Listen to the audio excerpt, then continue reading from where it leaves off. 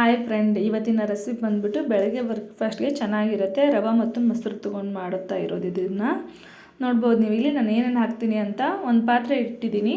1-2 ಸ್ಪೂನಷ್ಟು ಸಾಸಿವೆ ಹಾಕ್ಕೋತಾ ಇದ್ದೀನಿ. ಸಾಸಿವೆ ಚಟಪಟ ಅಂದಮೇಲೆ ಜೀರಿಗೆ ಹಾಕ್ಕೋತಾ ಇದ್ದೀನಿ. ಇವಾಗ ಎಣ್ಣೆ ಬಿಸಿ ಆದಮೇಲೆ ಹಾಕ್ಕೊಳ್ಳಿ, ಏನೇ ಹಾಕ್ಕೊಳ್ದಿದ್ರೂ ಚೆನ್ನಾಗಿರುತ್ತೆ.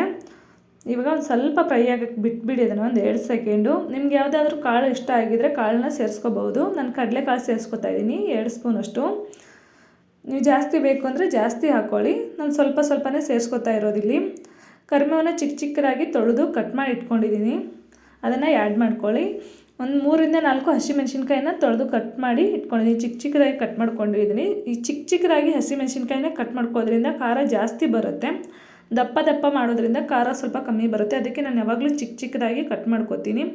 ಈರುಳ್ಳಿನ ಕಟ್ ಮಾಡಿ ಇಟ್ಕೊಂಡಿದ್ದೀನಿ. 1-2-3 ಈರುಳ್ಳಿನ ನಿಮ್ಗೆ ಎಷ್ಟು ಬೇಕೋ ಅಷ್ಟು ಚಿಕ್ಕದಾಗಿರೋ ಈರುಳ್ಳಿ, ತುಂಬ ದಪ್ಪ ಏನಿಲ್ಲ. ದಪ್ಪ ಆದರೆ 2 ಆದರೆ ಸಾಕಾಗುತ್ತೆ. ಚಿಕ್ಕದಾಗಿ ಕಟ್ ಮಾಡ್ಕೊಳ್ಳಿ. ಇದು ಎಷ್ಟು ಚಿಕ್ಕದಾಗಿ ಕಟ್ ಮಾಡ್ಕೊತೀರೋ ಅಷ್ಟು ಚೆನ್ನಾಗಿ ಬರುತ್ತೆ. ನೋಡ್ಬೋದು ನೀವು. ಇಷ್ಟು ಚಿಕ್ಕದಾಗಿ ಕಟ್ ಮಾಡ್ಕೊಳ್ಳಿ. 1-2-3 ನಿಮಿಷ. ತುಂಬ ಫ್ರೈ ಏನು ಮಾಡೋಕ್ಕೆ ಹೋಗಬೇಡಿ. ಈ ಮೀಡಿಯಮಲ್ಲಿದ್ದರೆ ಸಾಕಾಗುತ್ತೆ ಫ್ರೈ ಮಾಡೋದು. ಸೈಡಲ್ಲಿ ನೋಡ್ಕೊಂಬರೋಣ ಬನ್ನಿ. ನಾನು ಇಲ್ಲಿ ಚಿರೋಟಿ ರವೆ ತೊಗೊಂಡಿದ್ದೀನಿ. ನೀವು ಬೇಕು ಅಂದರೆ ಬಾಂಬೆ ರವಾನು ತೊಗೋಬೋದು. ಈ ರವಾನ ಮಿಕ್ಸಿ ಜಾರ್ಗೆ ಹಾಕೋತಾ ಇದ್ದೀನಿ ನಾನಿಲ್ಲಿ.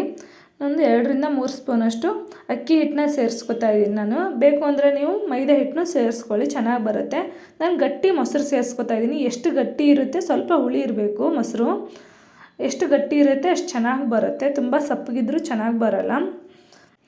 ಈ ರೆಸಿಪಿನ ಒಂದು 10-15 ನಿಮಿಷದಲ್ಲಿ ರೆಡಿ ಮಾಡ್ಬೋದು. ನಾನು ಮಿಕ್ಸಿಗೆ ಹಾಕೊಂಬರ್ತೀನಿ. ಎಷ್ಟು ನುಣ್ಣಗಾಗುತ್ತೋ ಅಷ್ಟು ಚೆನ್ನಾಗಿ ಬರುತ್ತೆ ಇದು. ನಿಮ್ಗೆ ಎಷ್ಟು ಸಾಧ್ಯನೋ ಅಷ್ಟು ನುಣ್ಣಗಾಗಿ ಮಾಡ್ಕೊಳ್ಳಿ. ಈ ಥರ ಪೇಸ್ಟ್ ಆಗಬೇಕು. ಅದು ಹಿಂಗೆ ಎತ್ತಿ ಕೆಳಗಡೆ ಬಿಟ್ಟರೆ ಒಂದೇ ಸರಿಗೆ ಹೋಗಬೇಕು. ಗಂಟಾಗಿ ಇಲ್ಲ ದಪ್ಪ ಎಲ್ಲ ಬೀಳಕ್ಕೆ ಹೋಗ್ಬಾರ್ದು, ಅವಾಗ ಚೆನ್ನಾಗಿ ಬರೋಲ್ಲ. ಇವಾಗ ಕರೆಕ್ಟಾಗಿ ಒಂದು ಹದಕ್ಕೆ ಬಂದಿದೆ, ನೀವು ನೋಡ್ಬೋದು ಇಲ್ಲಿ. ಬೇಕು ಅಂದರೆ ಸ್ವಲ್ಪ ಹುಳಿನೂ ಹಾಕೋಬೋದು. ಇನ್ನೂ ಸ್ವಲ್ಪ ಬೇಕು ಅಂದರೆ ಮೊಸರನ್ನ ಇವಾಗ ಮಿಕ್ಸ್ ಮಾಡ್ಕೋಬೋದು. ನಾನು ಮಾಡ್ಕೋತಾ ಇಲ್ಲ ಇಲ್ಲಿ. ಸೈಡಲ್ಲಿ ಒಂದೇ ಪಾತ್ರೆಗೆ ನಾನು ಸರ್ವ್ ಮಾಡ್ಕೋತಾ ಇದ್ದೀನಿ. ಇದನ್ನು ನೋಡ್ಬೋದು ಒಂದೇ ಥರ ಹೆಂಗೆ ಬೀಳ್ತಾ ಇದೆ ಅಂತ. ಈ ಥರ ಆಗಿರಬೇಕು ಹಿಟ್ಟು, ಅವಾಗ ಚೆನ್ನಾಗಿ ಬರುತ್ತೆ. ಒಂದು ಸಲ ಮಿಕ್ಸ್ ಮಾಡ್ಕೊಂಬಿಡಿ ಇದನ್ನು ನೀಟಾಗಿ. ಮಿಕ್ಸ್ ಮಾಡಿಕೊಂಡು ಆಗಲೇ ನೀವು ಫ್ರೈ ಮಾಡಿ ಇಕ್ಕಿರ್ತೀರಲ್ಲ, ಅದು ಸ್ವಲ್ಪ ಆರಕ್ಕೆ ಬಿಟ್ಬಿಡಿ. ಆರಿದ ಮೇಲೆ ಇದಕ್ಕೆ ಸೇರಿಸ್ಕೊಳ್ಳೋಣ. ಇವಾಗ ಒಗ್ಗರಣೆಗೆ ಹಾಕ್ಕೊಂಡಿರೋದು ಈರುಳ್ಳಿ, ಆಗಲೇ ಒಗ್ಗರಣೆಗೆ ಏನೇನು ಸೇರಿಸ್ಕೊಂಡಿದ್ವಲ್ಲ ಅದನ್ನೆಲ್ಲ ಇದಕ್ಕೆ ಮಿಕ್ಸ್ ಮಾಡ್ಕೊಳ್ಳೋಣ. ತುಂಬ ಬಿಸಿ ಇದ್ದಾಗ ಹಾಕ್ಕೊಳಕ್ಕೆ ಹೋಗ್ಬಿಡಿ. ಸೈಡಲ್ಲಿ ಸ್ವಲ್ಪ ಆರಕ್ಕೆ ಬಿಟ್ಬಿಡಿ. ನಾನು ಕೊತ್ತಂಬರಿನ ಒಂದು ಸ್ವಲ್ಪ ಜಾಸ್ತಿನೇ ತೊಗೊಂಡಿದ್ದೀನಿ. ಇಲ್ಲಿ ತೊಳೆದು ಕಟ್ ಮಾಡಿ ಇಟ್ಕೊಂಡಿದ್ದೀನಿ. ನಿಮ್ಗೆ ಎಷ್ಟು ಬೇಕೋ ರುಚಿಗೆ ತಕ್ಕಷ್ಟು ಉಪ್ಪು ಹಾಕ್ಕೊಳ್ಳಿ. ಉಪ್ಪು ಹಾಕಿದ ಮೇಲೆ ನೀಟಾಗಿ ಕಲಿಸ್ಬೇಕು. 1-2-3 ನಿಮಿಷನಾದರೂ ಕಲಿಸ್ಬೇಕು. ಚೆನ್ನಾಗಿ ಅದು ಮಿಕ್ಸ್ ಆಗಬೇಕು. ಯಾವಾಗಲೂ ಈ ಥರ ಮಾಡ್ಕೊಳ್ಳಿ, ಆವಾಗ ಚೆನ್ನಾಗಿ ಬರುತ್ತೆ. ಮಿಕ್ಸ್ ಮಾಡಿದ ಮೇಲೆ ಒಂದು 5-6 ನಿಮಿಷನಾದರೂ ಸೈಡಲ್ಲಿ ಎತ್ತಿಟ್ಬಿಡಿ. ತುಂಬ ಟೈಮ್ ಏನು ಬೇಕಾಗಿಲ್ಲ, ಒಂದು 5 ನಿಮಿಷ ಆದರೂ ಸಾಕಾಗುತ್ತೆ. ಕ್ಲೋಸ್ ಮಾಡಿ ಎತ್ತಿಕ್ಕಿ, ಇವಾಗ ಚೆನ್ನಾಗಿ ಬರುತ್ತೆ. ಮಾಡಿದ ಮೇಲೆ ನೀವು ನೋಡ್ಬೋದು ಒಂದು ಹದಕ್ಕೆ ಬಂದಿದೆ. ಇವಾಗ ಈ ಥರ ಮಾಡ್ಕೊಂಡು ತಿಂದರೆ ಆದರೆ ಬೆಳಗ್ಗೆ ಬ್ರೇಕ್ಫಾಸ್ಟಿಗೆ ಏನು ಮಾಡೋದಪ್ಪ ಅಂದಾಗ ಈ ಥರ ಮಾಡ್ಕೊತೀನಿ, ಚೆನ್ನಾಗಿರುತ್ತೆ. ನಾನು ಮುಂಚೆನೇ ಸೋಡಾ ಹಾಕಿಲ್ಲ, ಇವಾಗ ಹಾಕ್ಕೋತಾ ಇದ್ದೀನಿ. ಜಾಸ್ತಿ ಏನು ಹಾಕೋತಿಲ್ಲ. ಈ ಸ್ಪೂನಿಂದ ಒಂದೇ ಒಂದು ಸ್ಪೂನ್ ಸೋಡಾ ಹಾಕ್ಕೋತಾ ಇದ್ದೀನಿ. ಜಾಸ್ತಿ ಹಾಕಿದ್ರೆ ಬೇಗ ಇದನ್ನು ಆಗಿಬಿಡುತ್ತೆ. ಸ್ವಲ್ಪ ಎಣ್ಣೆ ಹಾಕ್ಕೋತಾ ಇದ್ದೀನಿ ಅದ್ರ ಮೇಲೆ. ಎಣ್ಣೆ ಹಾಕೋದ್ರಿಂದ ಒಳಗಡೆ ಇರೋದೆಲ್ಲ ಯಾವಾಗಲೂ ಬಿಡಿ ಆಗುತ್ತೆ. ಇಡ್ಲಿ ದೋಸೆ ಯಾವುದೇ ಮಾಡಲಿ ಹಿಟ್ಟು ರುಬ್ಬಿದಾಗ 1-2 ಸ್ಪೂನ್ ಎಣ್ಣೆ ಹಾಕಿ ನೋಡಿ, ಚೆನ್ನಾಗಿ ಬರುತ್ತೆ. ಯಾವುದೇ ರೆಸಿಪಿ ಇದ್ರೂ ನೀವು ನೋಡ್ಬೋದು ಒಂದು ಹದಕ್ಕೆ ಬಂದಿದೆ. ಇವಾಗ ಚೆನ್ನಾಗಿ ಮಿಕ್ಸ್ ಮಾಡ್ಕೋಬೇಕು. ಸೋಡಾ ಹಾಕಿದ ಮೇಲೆ 1-2 ಸೆಕೆಂಡು. ನೀವು ಎಷ್ಟು ಮಿಕ್ಸ್ ಮಾಡ್ತೀರಲ್ಲ ಇದನ್ನು ಅಷ್ಟು ಚೆನ್ನಾಗಿ ಬರುತ್ತೆ. ನಾನು ಸೈಡಲ್ಲಿ ಒಂದು ಪಾತ್ರೆನ ಇಕ್ಕಿದ್ದೀನಿ. ಎಣ್ಣೆ ಸ್ವಲ್ಪ ಜಾಸ್ತಿನೇ ಹಾಕ್ಕೋತಾ ಇದ್ದೀನಿ. ಇಲ್ಲಿ 3-4 ಸ್ಪೂನಷ್ಟು ಎಣ್ಣೆ ಹಾಕ್ಕೋತಾ ಇದ್ದೀನಿ. ಅದು ಮಿಕ್ಸ್ ಮಾಡಿರೋದನ್ನು ಇದಕ್ಕೆ ಹಾಕ್ಕೋತಾ ಇದ್ದೀನಿ. ನೋಡ್ಬೋದು ನೀವು ಇಲ್ಲಿ.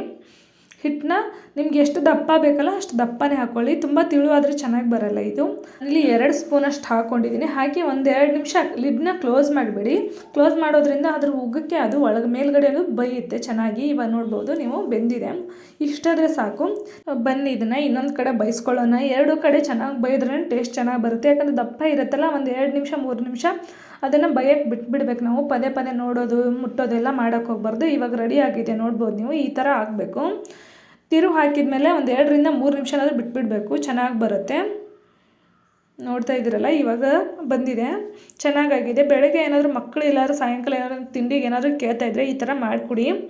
ಮಕ್ಕಳು ಇಷ್ಟಪಟ್ಟು ತಿಂತಾರೆ, ದೊಡ್ಡವರು ಅಷ್ಟೇ. ಇದು ಸ್ಮೂತಾಗಿ ಬರುತ್ತೆ ದಪ್ಪ ಇರೋದ್ರಿಂದ. ಒಳಗಡೆ ಎಲ್ಲ ಮೆತ್ತಗಿರುತ್ತೆ. ನಾನು 2 ಮನೆನ ಹಾಕಿ ತೋರಿಸ್ತೀನಿ ನಿಮಗಿಲ್ಲಿ. ಬೆಳಗ್ಗೆ ತಿಂಡಿಗೆ ಏನು ಮಾಡಬೇಕಪ್ಪ, ನೈಟಲ್ಲಿ ಏನು ರೆಡಿ ಮಾಡಿ ಇಟ್ಕೊಂಡಿಲ್ಲ ಅಂದಾಗ ಈ ಥರ ಮಾಡ್ಕೊಳ್ಳಿ. ನೋಡಿ, ನಾನು 2 ಮನೆ ಹಾಕಿದ್ದೀನಿ, ಇಲ್ಲಿ ಲಿಡ್ನ ಕ್ಲೋಸ್ ಮಾಡಿದ್ದೀನಿ. ಈ ಥರ ಆಗಬೇಕು. ಎಣ್ಣೆ ಸ್ವಲ್ಪ ಜಾಸ್ತಿನೇ ಬೇಕಿದ್ದಕ್ಕೆ. ಸೈಡಲ್ಲಿ ನೋಡ್ಬೋದು ನೀವು ಎಣ್ಣೆ ಹೆಂಗೆ ಬರ್ತಾಯಿದೆ ಅಂತ. ಇವಾಗ ನಾನು ಅದನ್ನು ತಿರುವಿ ಹಾಕ್ತಾಯಿದ್ದೀನಿ. ನಿಮ್ಗೆ 2ರಿಂದ 3 ಮಾಡಿ ತೋರಿಸ್ತಾ ಇದ್ದೀನಿ ನಿಮಗೆ. ಅಂದರೆ ಒಂದೇ ಮಾಡಿದರೆ ಚೆನ್ನಾಗಿ ಬರುತ್ತೆ, ಮಿಕ್ಕಿದ್ದು ಬೇರೆ 2 ಕೆಟ್ಬಿಡುತ್ತೆ ಅಂತ ಏನಿಲ್ಲ. ಫಸ್ಟು ಬಾಣಲಿ ಚೆನ್ನಾಗಿ ಕಾದಿರ್ಬೇಕು ಇದನ್ನು ಹಾಕಬೇಕಾದ್ರೆ. ನೀವೆಲ್ಲಾದರೆ ಕಾಯ್ದೇನೆ ಬಾಣಲಿಯಲ್ಲಿ ಹಾಕಿಬಿಟ್ರೆ ಅಂಟ್ಕೊಂಡ್ಬಿಡುತ್ತೆ ಬಾಣಲಿಗೆ. ಇದಕ್ಕೆ ಸೈಡ್ ಚಟ್ನಿಗೆ ಟೊಮಾಟೊ ಚಟ್ನಿ ಆದರೂ ಮಾಡ್ಕೊಳ್ಳಿ, ಇಲ್ಲಾಂದ್ರೆ ಕೊಬ್ಬರಿ ಚಟ್ನಿ ಆದರೂ ಮಾಡ್ಕೊಳ್ಳಿ, ಚೆನ್ನಾಗಿರುತ್ತೆ. ರೆಡಿಯಾಗಿದೆ ನೋಡ್ಬೋದು ನೀವು. ಸ್ಮೂತಾಗಿ ಬರುತ್ತೆ. ನಾನು ತೋರಿಸ್ತೀನಿ ಇಲ್ಲಿ ಎಷ್ಟು ಸ್ಮೂತ್ ಅಂದರೆ ತುಂಬ ಸ್ಮೂತಾಗಿ ಬರುತ್ತೆ. ಇಷ್ಟಾದರೆ ಸಾಕು, ಚೆನ್ನಾಗಿರುತ್ತೆ ಬೆಳಗಿನ ಬ್ರೇಕ್ಫಾಸ್ಟ್ಗೆ. Thank you so much. ಇವಾಗ ರೆಡಿಯಾಗಿದೆ. ಲೈಕ್ ಮಾಡಿ, ಶೇರ್ ಮಾಡಿ, ಸಬ್ಸ್ಕ್ರೈಬ್ ಮಾಡಿ, ಪಕ್ಕದಲ್ಲಿರೋ ಬೆಲ್ ಬಟನ್ನ ಕ್ಲಿಕ್ ಮಾಡಿ.